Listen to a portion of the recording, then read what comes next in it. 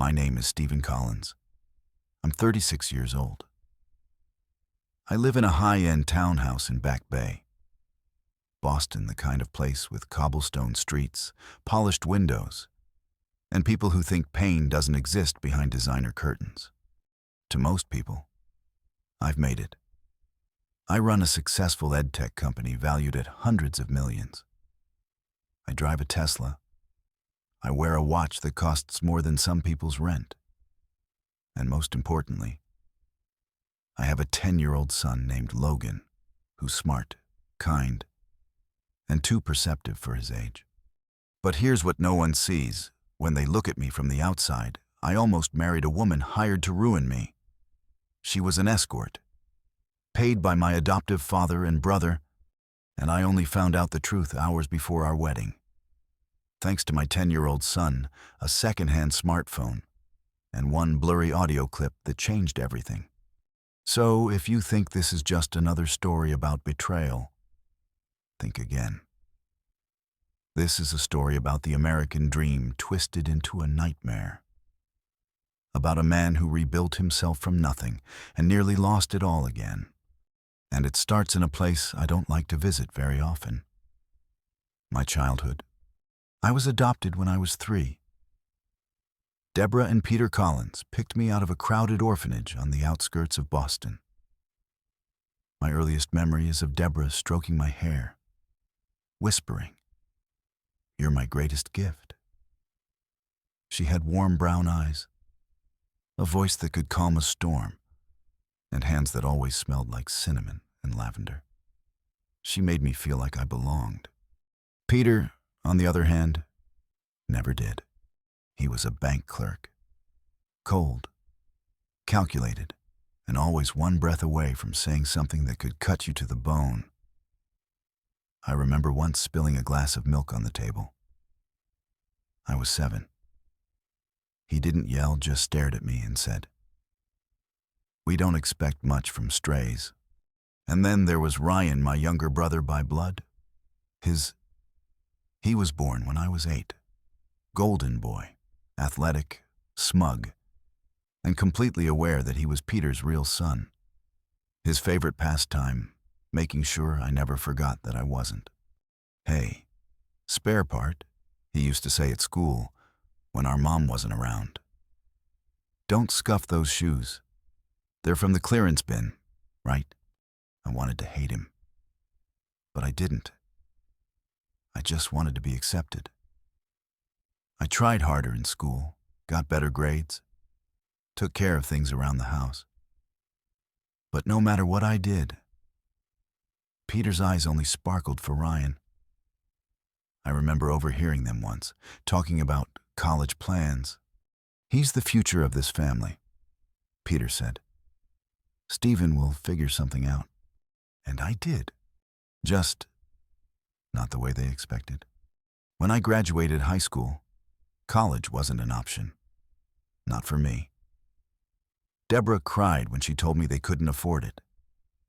I believed her. She was a school teacher making pennies. But Peter said I should be grateful I even made it to 18 in their house. So I worked, first at a diner, then at a warehouse. I'd come home every night with aching feet and a raging fire in my chest. I was determined to prove that I wasn't just the spare they picked up. At 20, I started my first company. A tiny edtech idea scribbled on a napkin, digital lessons for kids in underserved neighborhoods. It flopped. So did the second version.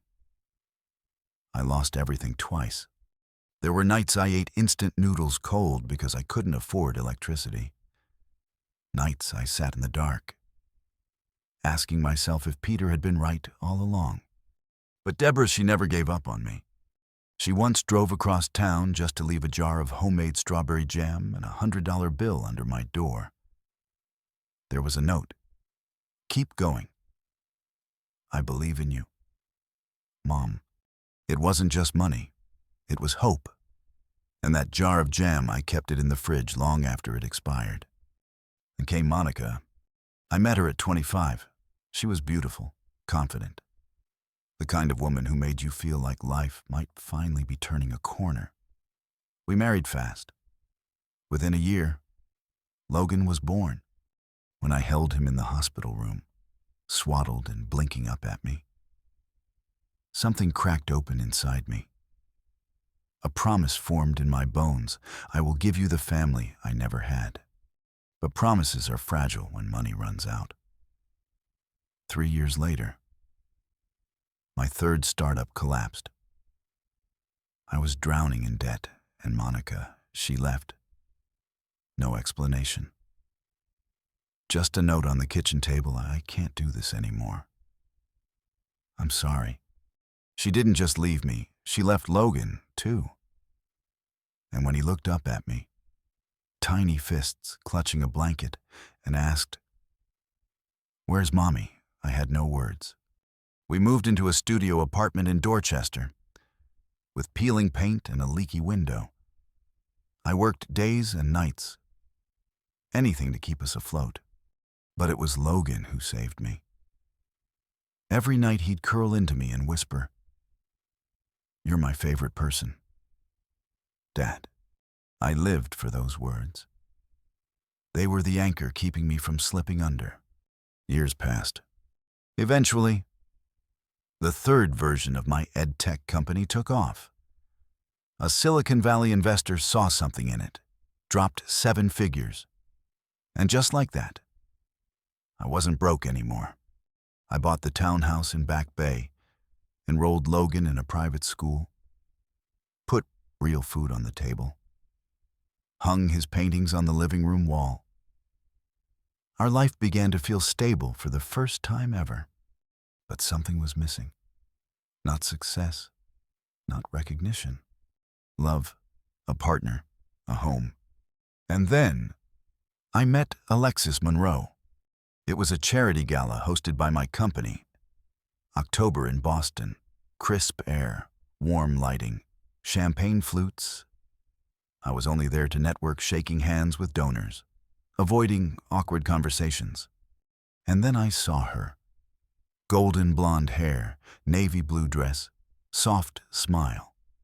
She looked out of place, gentle, observant.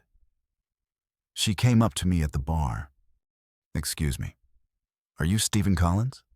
I nodded, a little taken aback. "I followed your work. What you're doing for underprivileged kids, it's incredible. I work with an education nonprofit. So, I just wanted to say thank you." Her voice was soft, her eyes sincere. We talked for over an hour. Books, childhood, favorite meals. When I mentioned Logan, she smiled and said, "He's lucky to have you."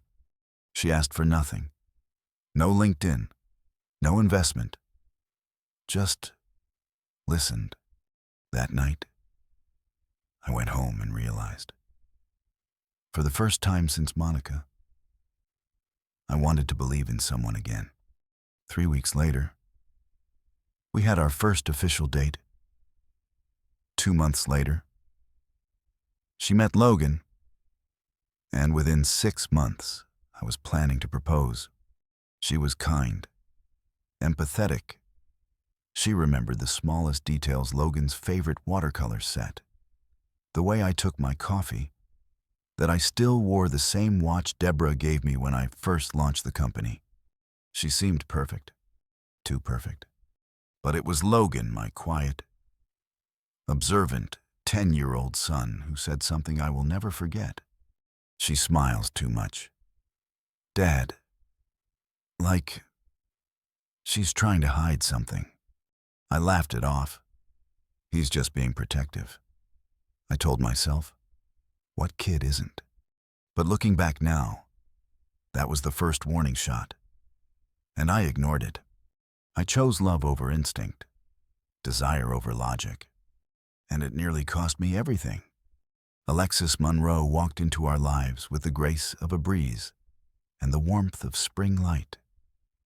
She made everything look effortless: how she spoke, how she listened, how she managed to make even silence feel like comfort. The more I let her in, the more I believed she might be the answer to everything I'd been missing: stability, companionship, a mother figure for Logan. But Logan, he never fully warmed up to her. At first, I thought it was just the usual adjustment. He was 10. He'd seen his mother vanish without a word. Maybe it was natural for him to guard his heart. But there was something in his eyes, quiet and watchful, that unsettled me. She always brings something when she visits, he told me once, twirling a plastic toy car she'd gifted him, like she's buying points. I laughed it off. Logan, she's just being kind. He shrugged. She doesn't look kind when you're not looking. It stung. Not because I believed him, but because, deep down, a small voice inside me whispered, "Watch more closely." But I didn't. I was falling in love. And sometimes, love isn't blind. It just closes its eyes on purpose. Alexis knew how to blend in. She'd show up with handmade lasagna, compliment Deborah's old furniture, and always find ways to bring up her work with children in underserved communities. She'd look at Logan and say things like, "You're so lucky to have a dad like this." Or one day, "I hope I can love someone the way your dad loves you." Subtle, calculated, warm. And I was eating it up. On weekends, we'd walk through Boston Common, sip overpriced coffee, and talk about everything from childhood trauma to future travel plans. She remembered that my mother loved lilies, that Logan hated blueberries, that I wore the same silver pocket watch Deborah gave me when I first launched my company, a symbol I always carried in my jacket. She noticed everything. But now I know. It wasn't affection.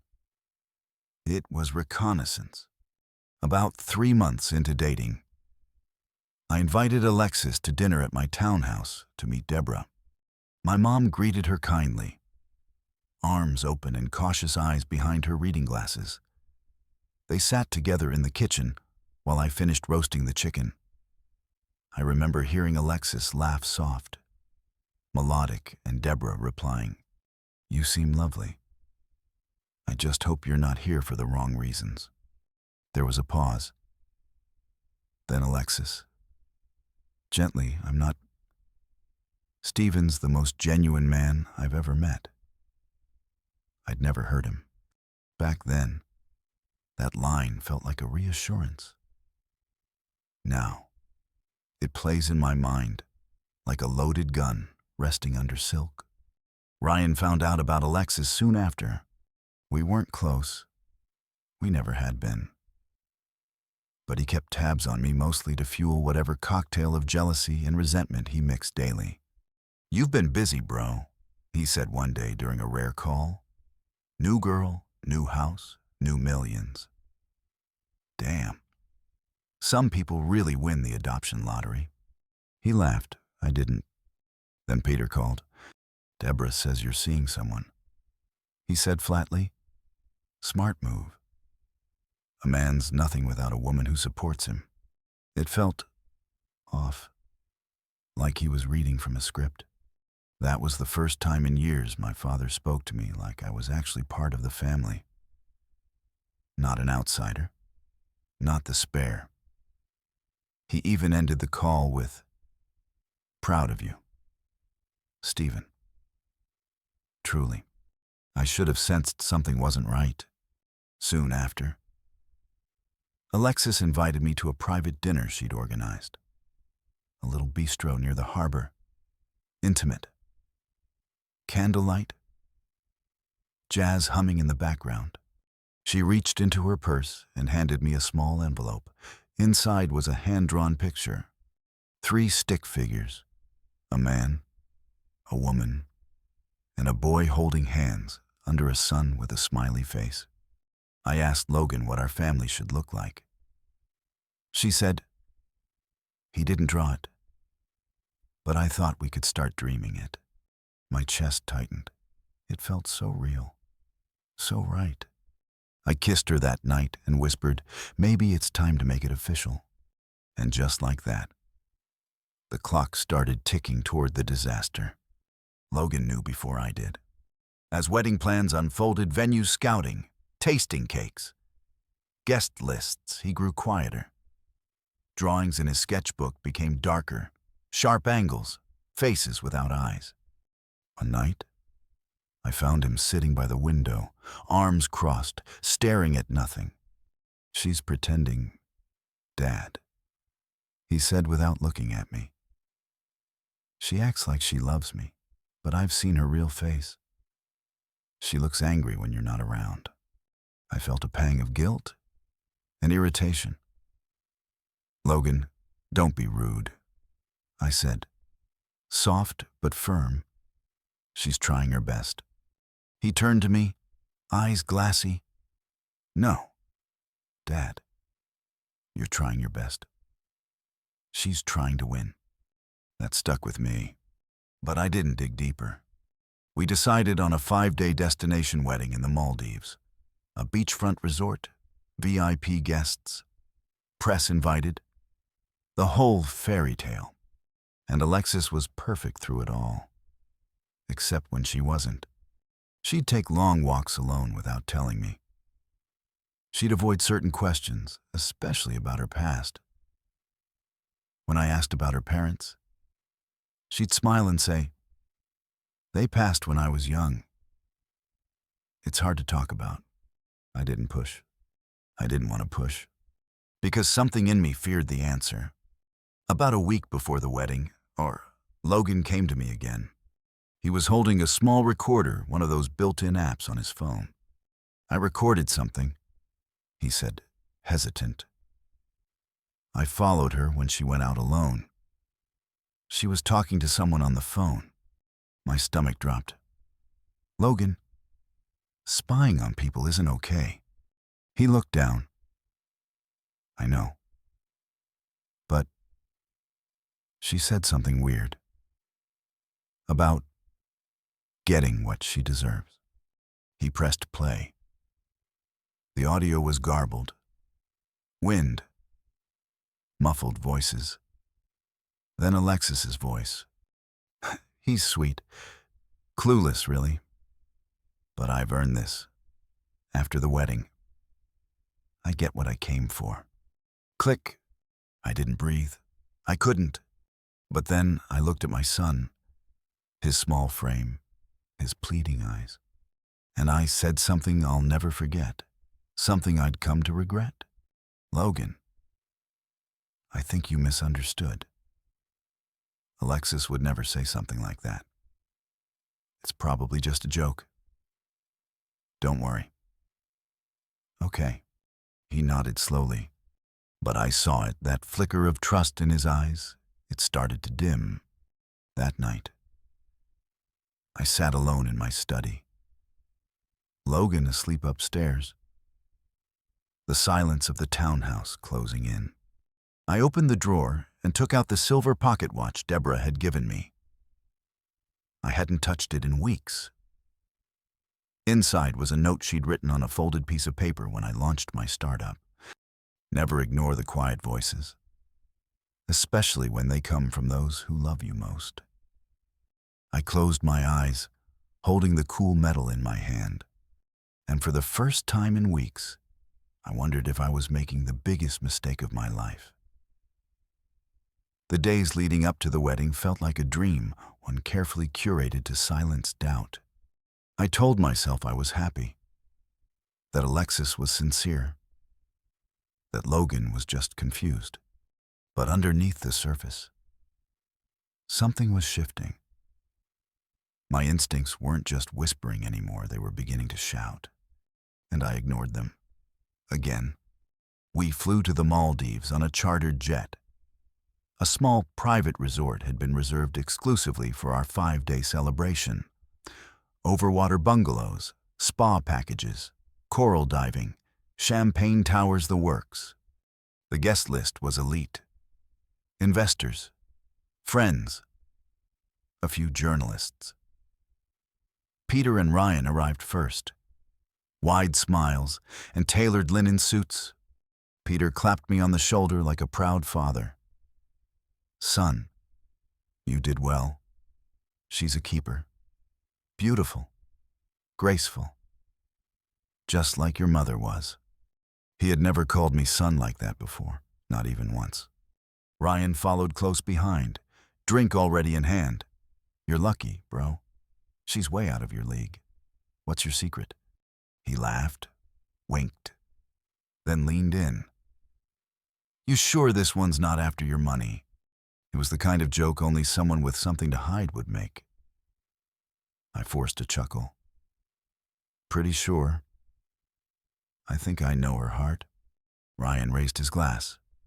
"Let's hope you do." Meanwhile, Logan kept his distance. He didn't play with the other kids.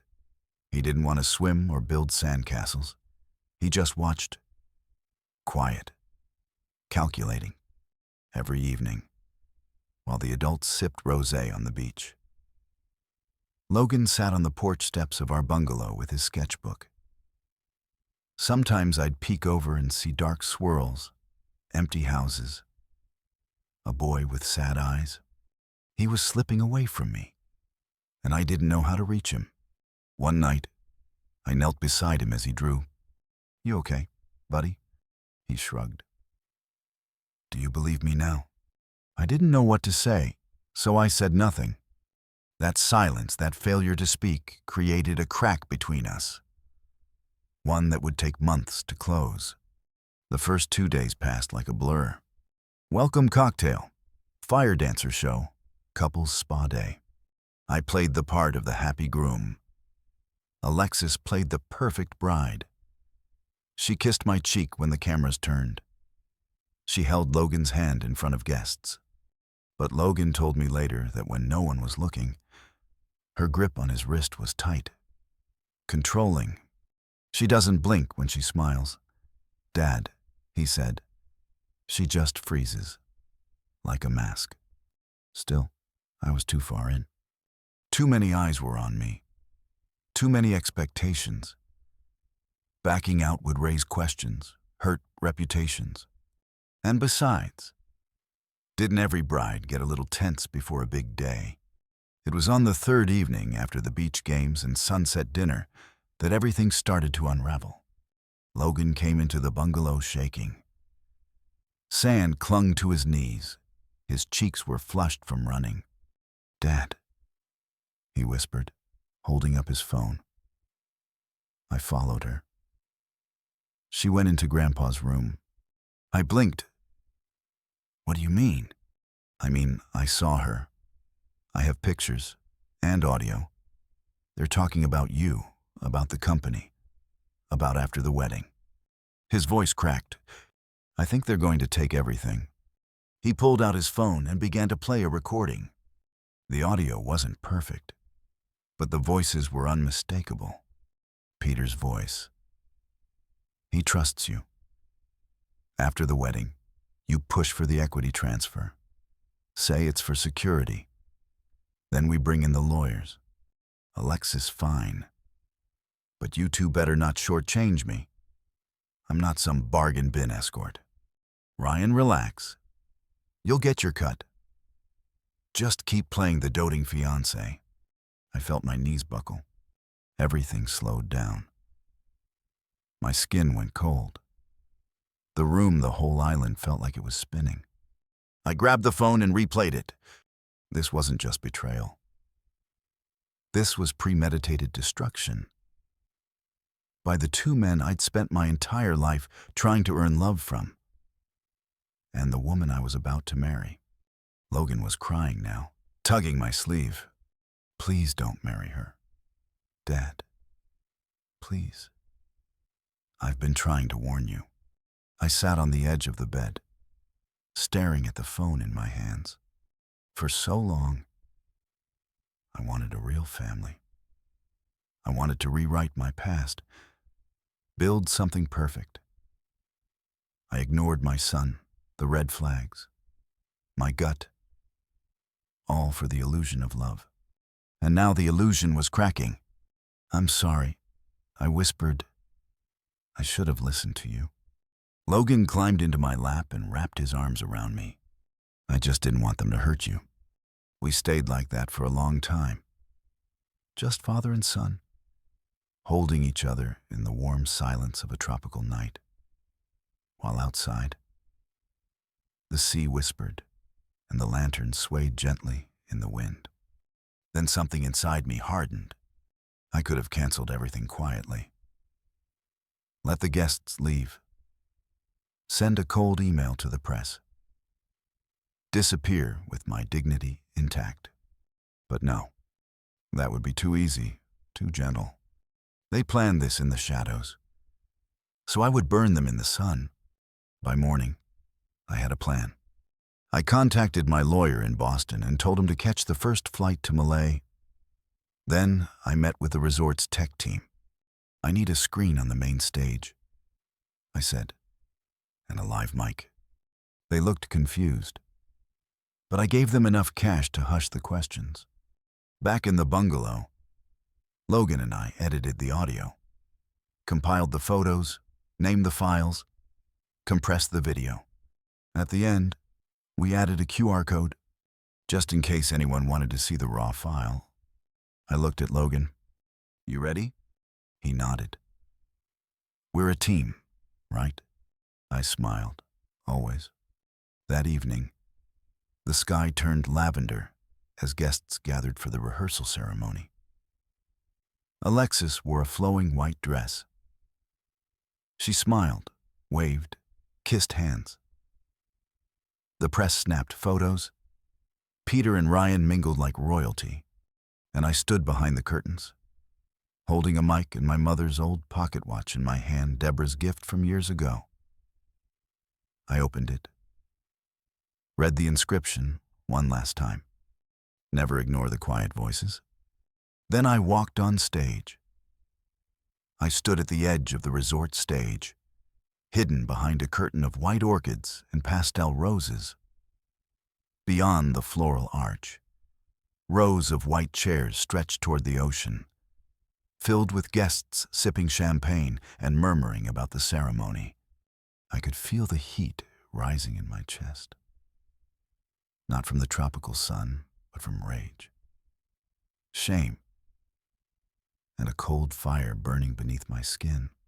Somewhere to my left, a string quartet played something soft and hopeful.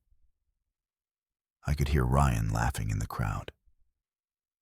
Alexis's voice floated through the air as she greeted guests like a queen about to be crowned. But I wasn't walking out to marry her. I was walking out to burn the lies down. The resort tech team gave me a nervous thumbs up. The LED screen behind me flickered to life, paused on a black screen with white text, "The Truth." I took one last breath. My fingers clutched the silver pocket watch inside my jacket. I thought about Deborah, about Logan, and I stepped into the light. The music cut off. The murmurs turned to silence. "Ladies and gentlemen," I said into the microphone, my voice steady. "Thank you for coming. I know you all expected a wedding, but today, you'll be witnessing something very different." A ripple of confusion passed through the crowd. I spotted Alexis standing off to the side in her bridal gown, bouquet trembling slightly in her hands. Her smile faltered. Her eyes locked onto mine, and for the first time, I saw fear, real fear. Peter stood, confused. Ryan leaned forward in his seat, frowning. "I want to talk to you." I continued, not as a groom, not as a CEO, but as a man who has been betrayed in the most calculated, disgusting way possible. The screen behind me came alive. A still image, Alexis, sitting beside Ryan at the edge of the pool, her hand on his knee. Both smiling just a little too closely. A collective gasp. Then the audio rolled. Peter's voice. "After the wedding, we get the papers signed. shift control of the company. He won't even know what hit him. Alexis, I've done my part. Don't treat me like some discount escort. Ryan, you'll get your cut. He's blinded by love? Always has been. Silence fell like a guillotine. Alexis took a step forward, pale as salt. Stephen, this is fake. It's edited. He's lying. She looked directly at Logan, who was standing beside Deborah in the front row, holding her hand tightly. My son didn't flinch. Fake, I said calmly, raising the mic again. Then maybe the guests would like to see the rest. I gestured to the tech team. More images flashed, blurry but clear enough. Alexis entering Peter's room late at night. A contract partially visible in one shot, tucked under Peter's hand. Then came the final audio. Alexis's voice, unmistakable. I've earned every cent. After the honeymoon, I'll convince him to sign. Then you do your part. Ryan's laugh. Peter's voice. He's just an orphan we picked up. Not even blood. Gasps turned to murmurs. Chairs shifted. Journalists raised their phones. I turned back to the crowd. This was never love. This was a con job. A heist dressed as a wedding. Peter stood now, red-faced and trembling. You ungrateful little. How dare you accuse your own father? I stared at him, calm. You're not my father. His mouth twitched. We took you in. We gave you everything. I pulled out the pocket watch, opened it, held it up for everyone to see. This is the only thing I ever truly got from my family that meant something. I turned to Deborah. My mother believed in me when no one else did. She's my family. Logan is my family. But the rest of you, I scanned Peter, Ryan, Alexis. You're nothing to me now. Ryan rushed the stage. You can't do this. You think this makes you a hero. You're just throwing away everything. Security stepped in.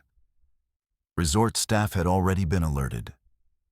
They grabbed his arm before he could reach me. You're done. I said, try explaining this to your employer. He went pale, struggled, shouted something incoherent. Alexis dropped her bouquet. Her hands shook. Tears spilled, but not the kind born of heartbreak. These were tears of panic. Stephen. She pleaded. It was a mistake. I got in too deep. But then I really fell for you. I shook my head. You don't lie your way into someone's life and call it love. You manipulated me. You tried to use my son. And for that, there's no coming back. Then, from the front row, Deborah stood. She walked slowly to the stage.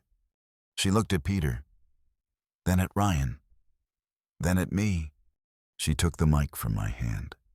My name is Deborah Collins, she said softly. And I want to make something clear. I had no part in this. If I had known, she looked at Peter with tears in her eyes. I loved you. But you betrayed not just Stephen, but me. Peter opened his mouth to speak, but she turned away. I'm filing for divorce? The guests erupted. Applause, shouts. Some stood. Others pointed their phones toward the screen, recording, live streaming, sharing what would become the scandal of the year. I turned to Alexis one last time. This wedding is canceled, permanently. And I walked off the stage. Logan met me halfway, jumping into my arms. I'm proud of you, Dad, he whispered. I'm proud of you too, I whispered back. You saved me. We didn't stay for the cleanup. We packed that night. took the earliest jet back to Boston. By the next morning, the news was everywhere. We left the Maldives before dawn. No goodbyes. No press statements, just me, Logan, and Deborah, bags in hand. Hearts heavy, and silence thick between us. The private jet sliced through clouds like a blade. Logan fell asleep in my lap somewhere over the Atlantic. Deborah held his hand the whole way, rubbing small circles into his palm like she used to do for me when I was little. I stared out the window, watching the sky burn into gold. I should have felt relief. Triumph, even. I had exposed them. I had won. But all I felt was hollow. Because betrayal doesn't just wound. It rewrites everything you thought was true. By the time we landed in Boston, the world had exploded. My phone lit up the moment we touched ground, dozens of missed calls, hundreds of texts, notifications from every app imaginable. The story had broken wide open. EdTech millionaire cancels wedding. Exposes fiancé as high-end escort hired by family. Orphan turned CEO outsmarts conspiracy by adoptive father and brother. Viral clip shows grooms 10-year-old son as hero in 300-manner family betrayal. It was everywhere. TikTok, YouTube, CNN, Reddit. People weren't just shocked, they were invested. The underdog, the betrayal, the child hero. It was the perfect storm, and I was in the eye of it. We didn't go back to the townhouse right away. I needed air. I drove us to Cape Cod instead, same little coastal town where I used to take Logan when we were barely scraping by.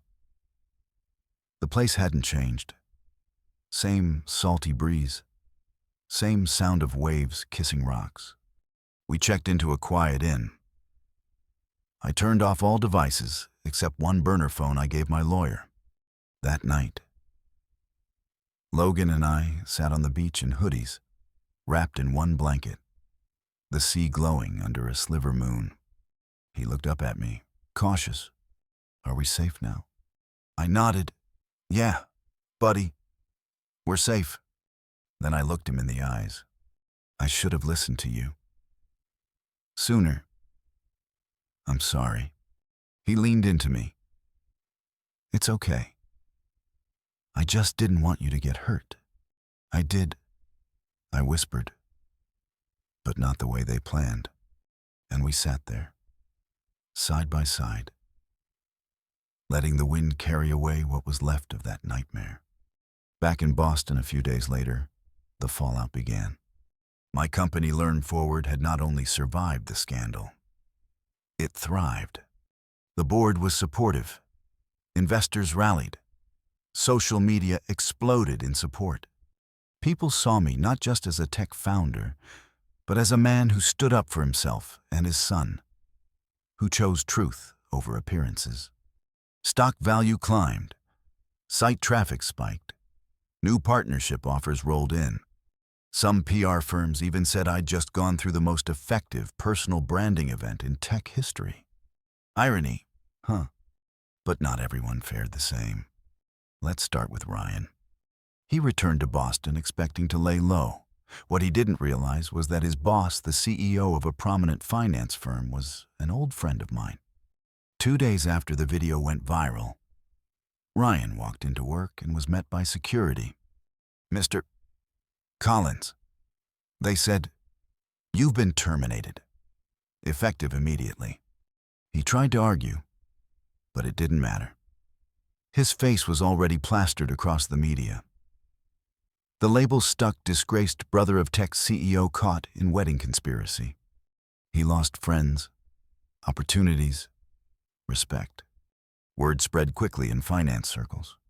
Nobody wanted to hire a man who'd tried to rob his adoptive brother blind. Last I heard, he moved to a small town in Indiana, working odd jobs, avoiding cameras, sending me one-word texts like sorry and please. I never replied. Peter's fall was worse. He returned to the same suburban house he'd lived in for 30 years, Now it felt like a prison.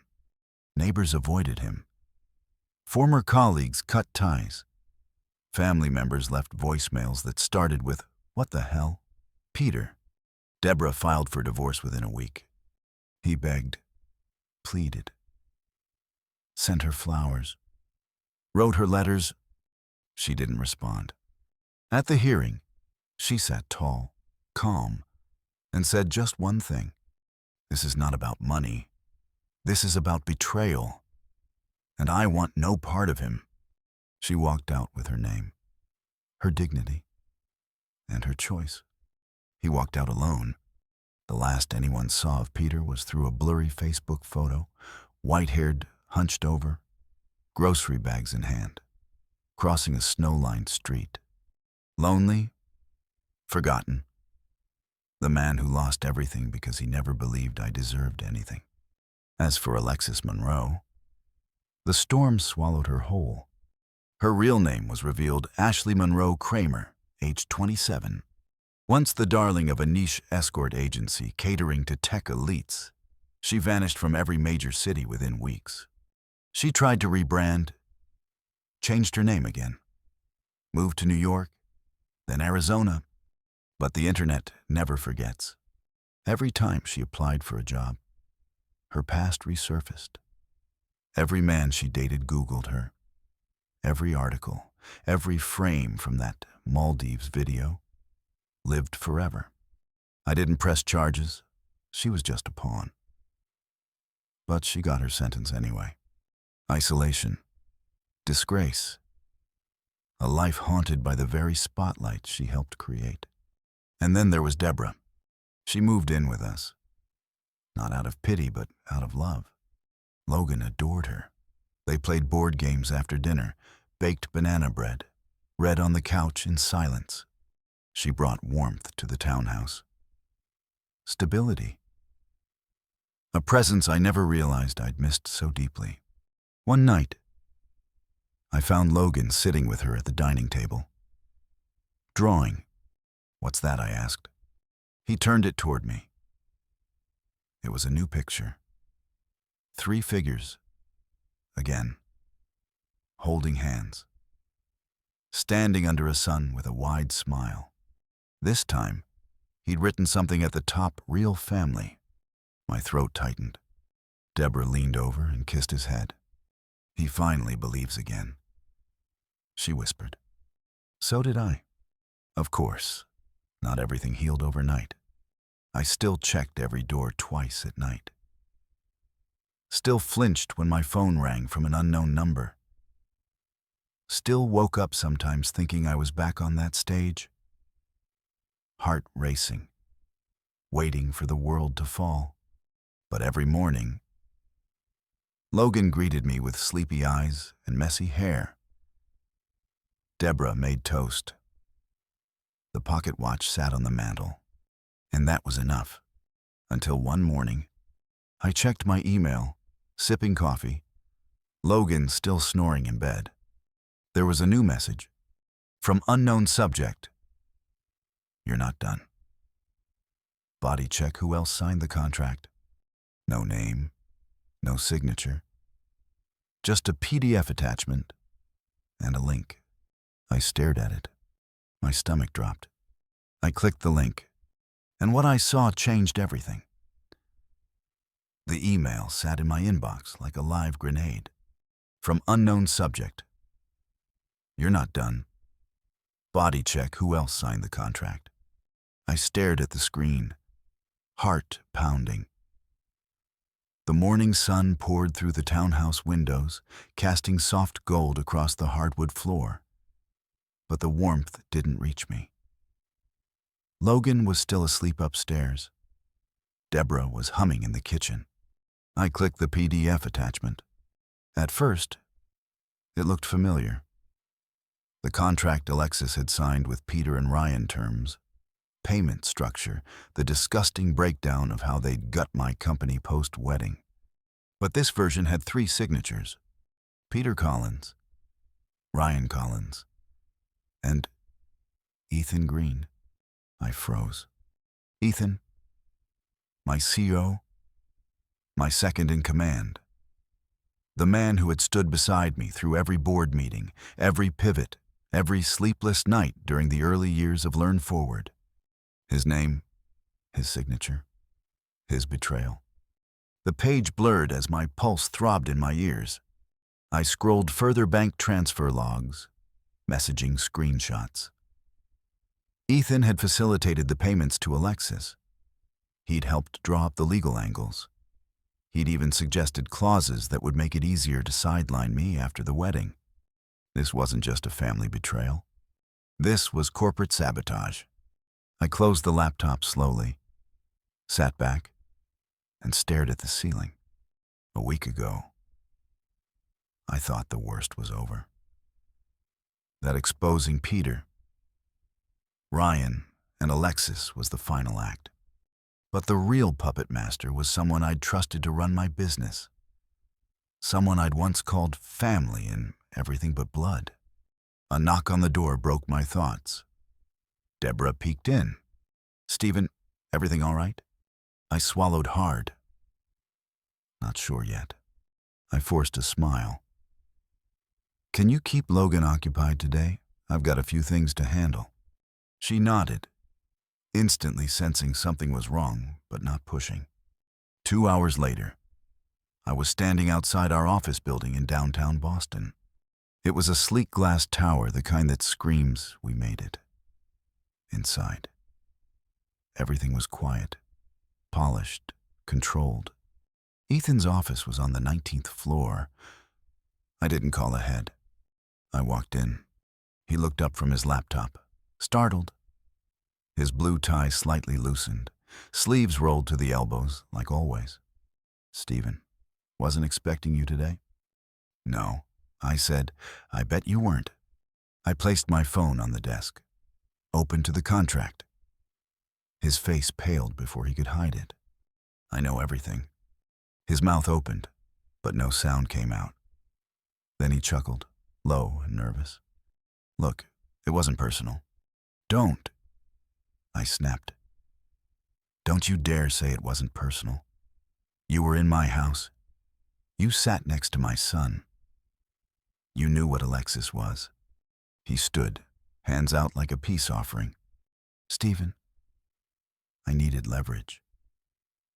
I built this company with you, and when the valuation spiked, I saw my future slipping out of my hands. Peter came to me with a plan. I said no at first, I swear. But the numbers made sense.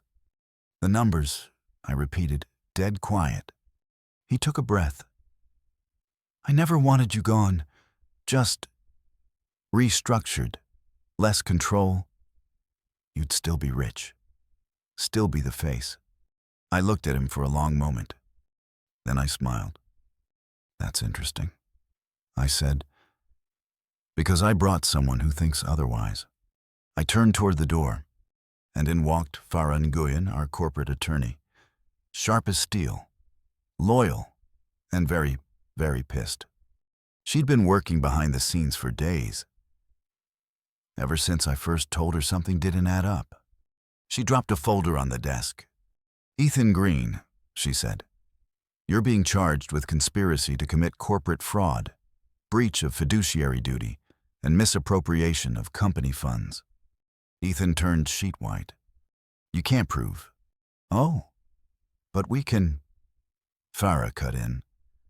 "You used company VPN to access Alexis's wire transfer logs. We have timestamps, IPs, even a deleted Slack thread you forgot to wipe." I watched the panic rise in his eyes. I leaned in. "This isn't just you betraying me. You betrayed every employee in this building, every student we built this for." He slumped into his chair, speechless, broken. Farah turned to me. "We can have him escorted out in 10. I nodded. "Make it 5. Ethan's arrest triggered a second media storm. This time, it wasn't just about a messy wedding. It was about corporate betrayal, greed, and the rot hiding under startup success stories. Tech exec faces charges in wedding plot scandal. Second betrayal, hits. Learn forward COO caught in conspiracy. The public's reaction was swift and merciless. But inside Learn Forward, we rallied. Farah stepped up as acting COO. We restructured, cleaned house, and brought in third-party auditors. I issued a video statement thanking Logan, Farah, and the staff for their integrity. And the best part, our users, teachers, students, parents stayed with us. Because the mission was real. And now, so was our transparency. At home, I told Logan everything. He sat on the couch, hugging his knees, listening without blinking. That's 4 people now, he whispered. 4 people who tried to hurt you. I nodded, and all 4 failed. Because of you. He looked up, hopeful. So, we're okay now for real. I pulled him close. Yeah, buddy, we're okay. But that night, as I lay in bed staring at the ceiling, one question echoed in my head. How deep did this really go? Ethan wasn't just greedy. He was connected. He moved in circles I didn't. And if someone like him thought I could be taken down with one fake wedding, what else was coming? Then my burner phone buzzed. Unknown number. Blocked caller ID. I hesitated. Answered. A voice, calm and unfamiliar, spoke just 5 words before hanging up. Logan saw too much. Careful. The night was thick with silence, the kind that presses against your skin like a weight. I sat in my study, the soft glow of the desk lamp painting shadows across the walls. Logan was asleep upstairs, safe for now. Deborah's soft footsteps echoed faintly as she closed the front door behind her after a late visit to a neighbor. My mind replayed the last weeks, the betrayals, the scandals, the near destruction of everything I'd built. The image of Alexis's frozen smile, Peter's angry glare, Ryan's desperate pleas, and Ethan's cold betrayal haunted me. But there was one thing that grounded me, that gave me purpose beyond all the chaos, Logan. I touched the silver pocket watch Deborah had given me years ago. The same one I'd held on that fateful wedding day.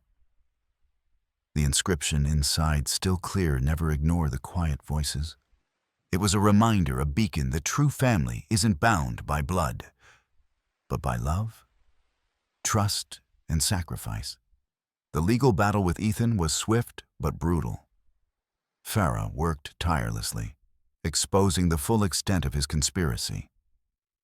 He was indicted on multiple counts: fraud, breach of fiduciary duty, conspiracy.